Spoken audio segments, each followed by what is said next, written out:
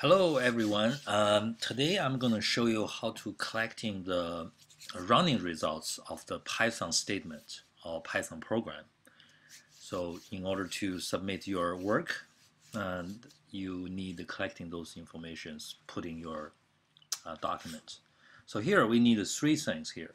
The first, we need a web browser or PDF reader to open your course reading material so you can read and to learn the Python statements or syntax.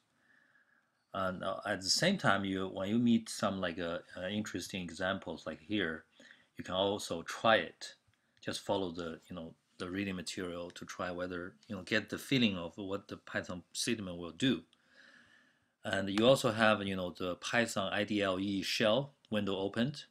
This is actually the interpreter of the Python can interpret your Python statement. And also you need to have an empty, to open another text-based editor to collecting the results, to compose and modify, eventually, get the final version to submit for the assignment or SLP. Okay, for example, if here, since the IDLE shell is actually not the regular text terminal window, it's just one simple Python program development environment. So it contains much more than just editing or execute the command. For example, if you type the keywords of the Python, they will show as a different color. This is another way to tell you whether you are using the correct keyword or not. For example, if you type print, you will see it's yellow color, and that means this is keywords of the Python. If you mistype the first letter as a capital P, they will showing up just black. That means it's nothing. It's not keywords. It's not Python programming keywords. That means you are doing something wrong. Here, print hello world. It's a very simple statement, just asking the Python interpreter to print the hello world string. When you hit return, it did it. Hello world shows up. And also there's other functions of Python programming functions also as a special function name. They also show as different color. For example, if we try the type, it's a purple color. Yeah. If you mistype something like this, it's going to be black. That means something wrong. So type. When you hit the brace, see, this is the environment tell you what they expect. They expect the object. Object can be anything, right? It can be the numbers or the functions or anything in the Python can be object, right? So this function actually tells you what the object type is.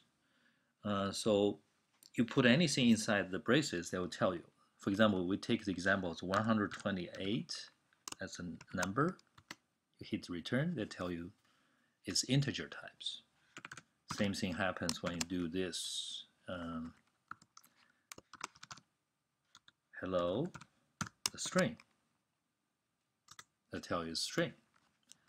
So anyway, this will tell you the environment will help you to figure out whether you type the correct keywords or not, and also you can try anything when reading the course material. For example, here, while reading, you just see, hey, this is like a chapter 5.11. It's about keyboard input. There's examples here. After reading that, as you want to try this, you will follow. Okay, text is the variable. We want to call the function raw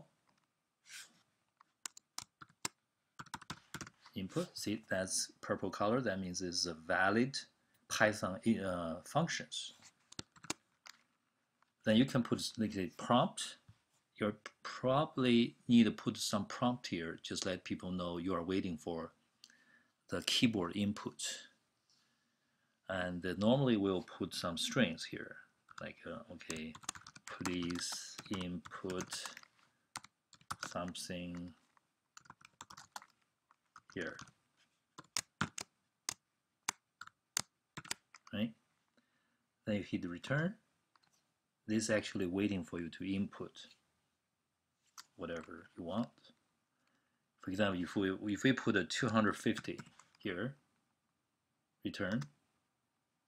So that's actually from our keyboard, the 250 will get into the variable text. If we now print text, just for example, we want to print it out, see what we get in the text to 250.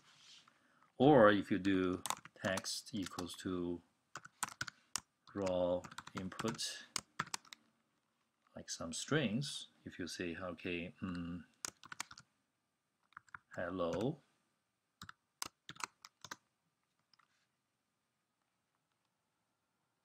oh, this I just put the hello there, they just, they're just, okay, forget it.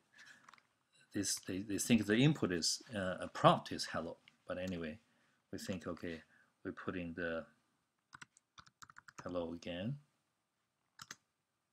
Then you print text. Tell you as hello. Yeah, and I'm sorry, I shouldn't put hello here. I should put like please input something here as a prompt, but I mistyped that. But anyway, you know what I mean. But after this capital H hello, that means it's prompt. They are waiting for you to input something from the keyboard. So we input the lowercase hello, then the text gets assigned by the value of the string lowercase hello. Okay. Anyway, after doing this, you can put in your collecting editing editor. You say, okay, reading material, for example, chapter whatever, chapter 511, and keyboard input, just like you are reading this. You keep track of this. Okay, I'm reading this. Then I saw an example like this. So you can just simply as copy the whole screen on the idle, the Python shell. Then you can paste into your file here. This is very easy because while you are reading, you're doing your testing here, and then you're collecting your testing result immediately into your final, files, the text-based files. So when you finish all the readings here and doing all the examples, you mark all the each chapters, whatever. Then you're collecting all the examples here in the editing window. You save this one. You save as whatever names, like okay, for example, case 1. You can see like what is case 1. Then you can save it. Later you can just submit this case 1, upload it to the through the CourseNet.